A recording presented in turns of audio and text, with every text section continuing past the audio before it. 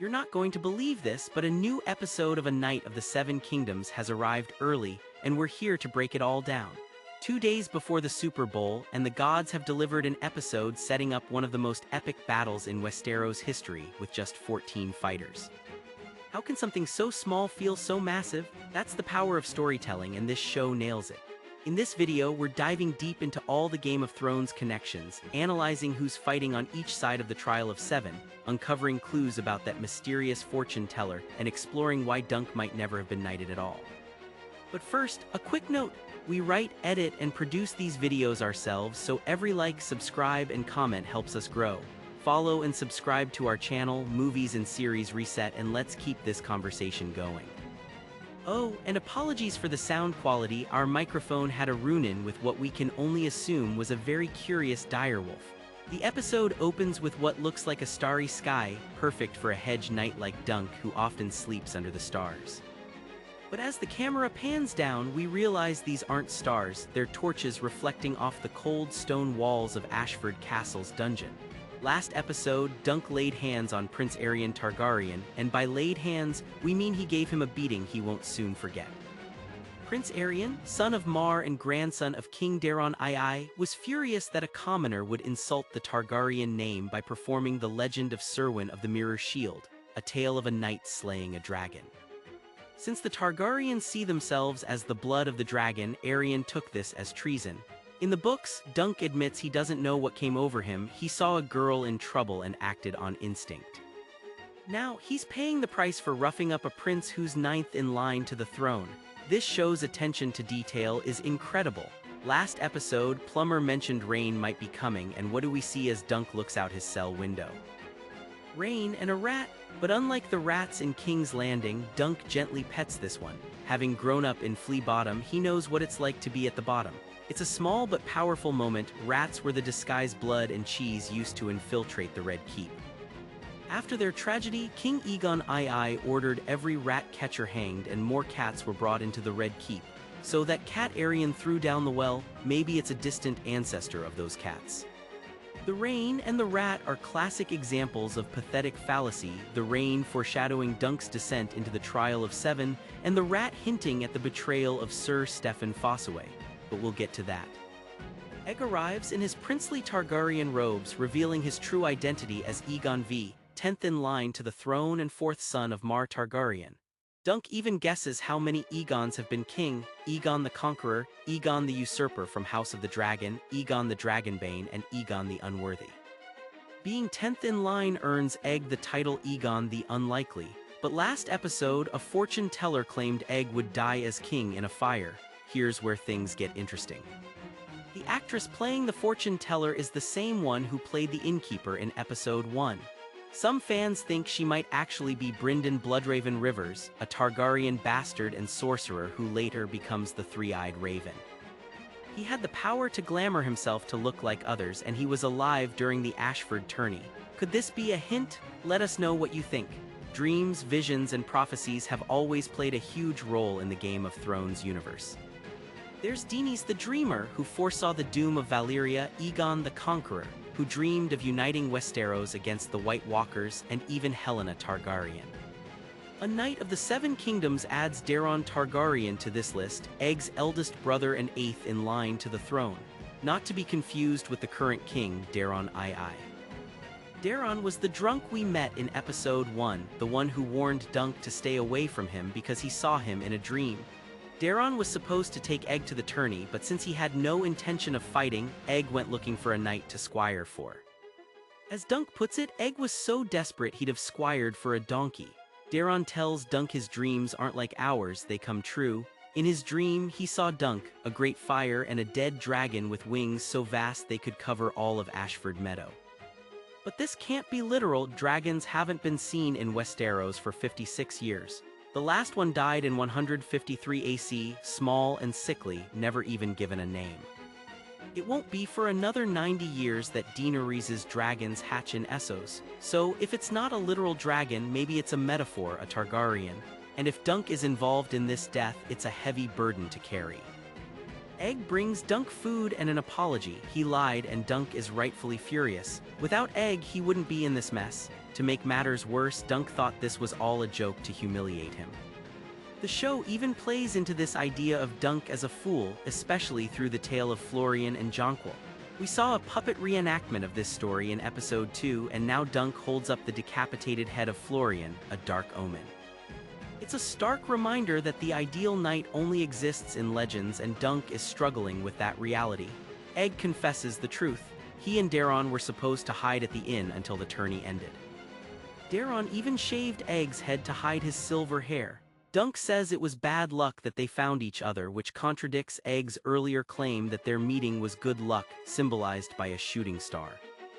Dunk then meets with Egg's uncle, Baelor Targaryen, the Hand of the King and next in line for the Iron Throne. Baelor is smart, pragmatic, and well-read, very much like King Viserys from House of the Dragon.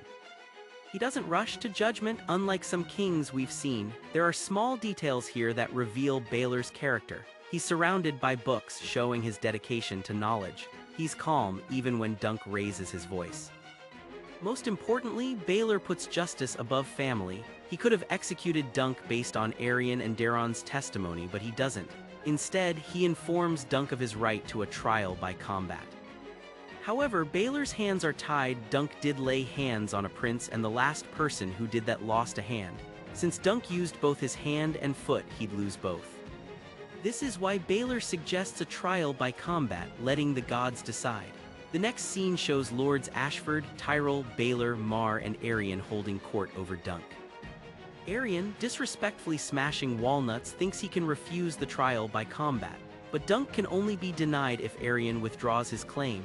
Instead, Aerion invokes the Trial of 7, likely assuming Dunk can't gather 6 other knights by morning.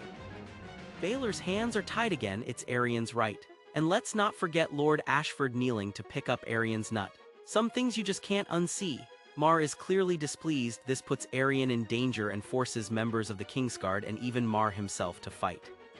Once dismissed, Dunk laments his fate, asking his horse if he's going to die. Last episode, Egg mentioned his father thought talking to horses was useless because they're stupid, but Dunk isn't giving up yet. Enter Sir Raymond Fossaway, Dunk's bromance buddy. He's heard the story of Dunk beating up the prince, and inside we see his cousin, Stefan Fossaway, eating an apple, the iconic fruit of House Fossaway.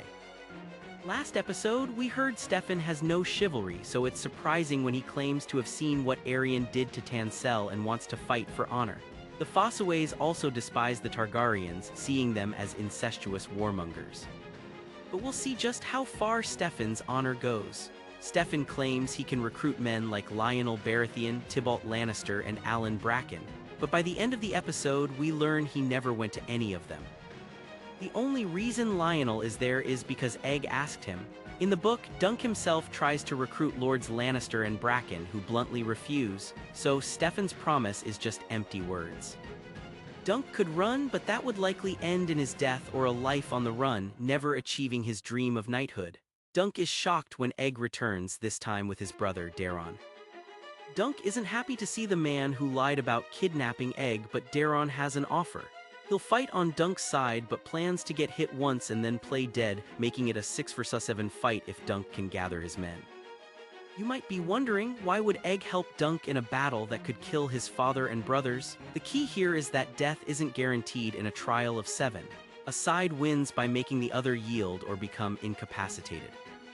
Egg sees this as a chance to take down Aerion, the brother who's caused him so much pain. Steely Pate, the armorer, brings Dunk's shield, now painted with his new sigil after he was told he couldn't use the penny sigil. Tansel is gone, fleeing to Dorne, and Dunk sees the falling star on his shield as an omen of death. But Steely reminds him of the tree, strong, alive, and in its prime. He's even reinforced the shield, all for the price of a copper, essentially doing it for free. As dawn breaks, Dunk watches the arena being prepared. The trial is set for early morning, and we meet 6 of the 7 defenders.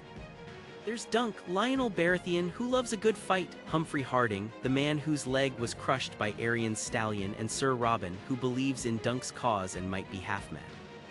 The crowd has gathered for one of the biggest spectacles in decades, and Dunk is shocked to see only 6 on Aerion's side.